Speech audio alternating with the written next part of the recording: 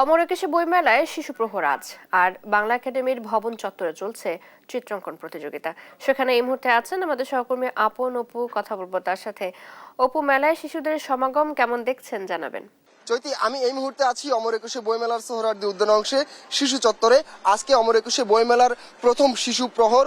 মেলার দ্বার খুলেছে সকাল 11টায়। এর আগে ছিল বাংলা একাডেমি প্রাঙ্গণে ছিল চিত্রাঙ্কন প্রতিযোগিতা ও আবৃত্তি প্রতিযোগিতা, এবং এই পারে মেলা বেলা 11টার সময় অমর একুশে বইমেলার গেট খুলেছে। গেট খোলার সঙ্গে সঙ্গেই এখানে শিশু কিশোরদের উপচে পড়া ভিড় আমরা দেখতে পাচ্ছি, এবং শিশু কিশোরদের সঙ্গে এসেছেন শিশু কিশোরদের অভিভাবকদেরকে নিয়ে এসেছেন এখানে। তারা নানা রঙের বই দেখে অনেক নিজেদের অনুভূতি প্রকাশ করছে, ভালো লাগার কথা জানিয়েছে।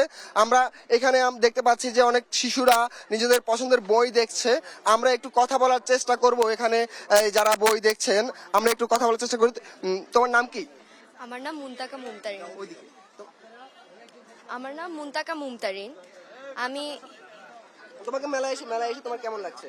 আমার মেলায় এসে খুবই আনন্দিত এবং অনেক খুশি হয়েছে আমি মেলায় এসে। তুমি মেলায় কি কি বই কিনবা? আমি মেলায় এখন পর্যন্ত কিনেছি হচ্ছে এনসাইক্লোপিডিয়া এবং একটি ঈশপের নীতিকথা গল্পটি কিনেছি।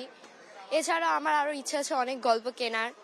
তার পাশাপাশি হচ্ছে আমি কিনবো রহস্যজনক বইগুলো, তারপর মোহাম্মদ জাফর ইকবালের বই, তারপর হুমায়ুন আহমেদের বই। আমার ছোটবেলা থেকে বই পড়ার অনেক শখ ছিল। দেখা যেত আমি গল্প লিখি তাদের বইগুলো পড়ে, এবং কবিতাও লিখি। আমি তাদের বইগুলো পড়ে চেষ্টা করি তারা কিভাবে শুরুটা করেছে, কিভাবে শেষটা করেছে সেটা জানার জন্য। আর গত বছর এসে আমি সিসিমপুর দেখেছিলাম, কিন্তু এই বছর এসে দেখছি যে সিসিমপুর হবে না, তাই খুব কষ্ট লাগছিল। তবে এখানে নানা রকম বই দেখে আমার এখন খুবই আনন্দিত লাগছে। আমার ইচ্ছা বড় হয়ে আমি যারা বই লেখে তাদের মতন একজন বিখ্যাত কবি হব। তুমি তোমার লেখা একটা কবিতা শোনাতে পারবে আমাদেরকে? হ্যাঁ, শোনাতে পারবো। আমার লেখা একটি কবিতা, যেটা আমার সবার প্রথম আমি একটা কবিতা লিখেছিলাম, তার নাম ঈদ এসেছে। ঈদ এসেছে, ঈদ এসেছে, সবার মুখে হাসি, রঙিন জামা রঙিন জুতো মনের মতো সাজি।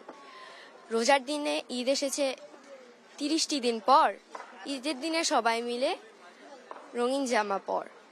অনেক ধন্যবাদ। দর্শক শুনছিলেন একজন শিশুর কাছ থেকে তার ভাবনার কথা, সে বড় হয়ে কি হতে চায়, বইমেলায় কেন এসেছে, বইমেলায় এসে কি করছে। আমরা আরেকটা শিশুর সঙ্গে কথা বলতে চাই। তোমার নাম কি? লাবিবা তাসনিম রহমান। তোমার মেলায় এসে কেমন লাগছে? আমার মেলায় এসে অনেক ভালো লাগছে। আমি মেলায় এসেছিলাম বিশেষ করে আঁকার জন্য। আমার একটা ড্রয়িং কম্পিটিশন ছিল, কিন্তু বইমেলা দেখলাম, আমি অনেক বই কিনতে চাই, ভালো লাগছে। দর্শক যেমনটা দেখছিলেন, বলছিল ওই ছোটরা নিজেদের অনুভূতির কথা প্রকাশ করছিল ওই বইমেলায় এসে, এবং তারা নিজেদের ভালো লাগার কথা জানাচ্ছে। আমি আরেকটু জানিয়ে রাখি, আজকে মেলার দুয়ার খুলেছে 11টা বাজে, এবং মেলার দুয়ার বন্ধ হবে রাত 9টা বাজে। 9টা পর্যন্ত বইমেলা চলবে, কিন্তু শিশু প্রহর চলবে দুপুর 1টা পর্যন্ত। এবং এইখানে অনেকগুলো স্টল আমরা দেখতে পাচ্ছি যে এখানে বাচ্চাদের নানা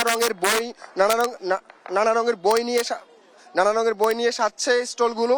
এবং এবারের মেলায় প্রত্যেকবার মেলায় এই ছোটদের সিসিমপুর থেকে যে আয়োজন ছিল, যে ছোটদের হালুম টিকটিকির যে উপস্থিতি, তাদের সঙ্গে যে ছোটরা খেলা করত, আনন্দ করত, এবার সেই আয়োজনটা নেই।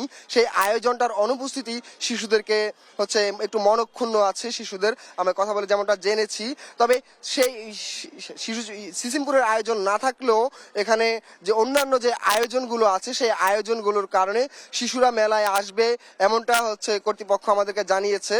আর একটু জানিয়ে রাখি, এর আগে যে অমর একুশে বইমেলার যে বাংলা একাডেমি প্রাঙ্গণে যে চিত্রাঙ্কন প্রতিযোগিতা হয়েছে এবং আবৃত্তি প্রতিযোগিতা হয়েছে, সেই প্রতিযোগিতা থেকে সেরা 10 জনকে